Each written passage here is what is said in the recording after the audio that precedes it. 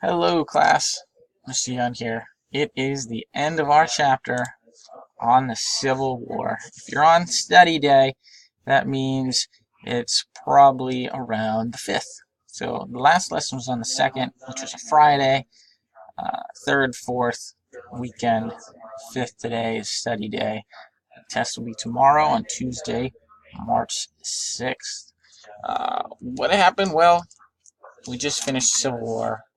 The Union defeated the Confederacy, uh, and we'll be moving on to Reconstruction. Turns out the South isn't going to lose gracefully. They're going to be pretty salty about this whole losing Civil War for some time, and there's going to be some problems reintegrating them back into the Union. Some punishments doled out.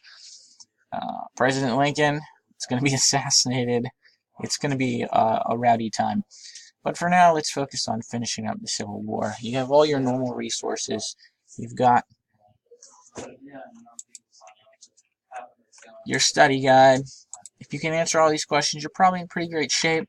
This test in particular is pretty large, but on that end, there's no essay question. It was big enough without an essay question. It's 60 points. It's a mixture of matching, which is the vocab, as it always is, and then multiple choice, generally in the order that they were given, they were learned in the chapter.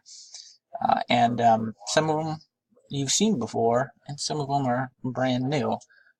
So I think we're like, pretty far into the school year now. I don't think there's any surprises here on these tests anymore. And you'll have multiple attempts, and let me know if you need more. That's pretty much it. Good luck on the test. Maybe reread that chapter beforehand. And if you have any outstanding questions, you feel free to post them here in the thread. Maybe your peers will answer them, or you can just message me directly. What do we call that? A DM, a direct message. That's it.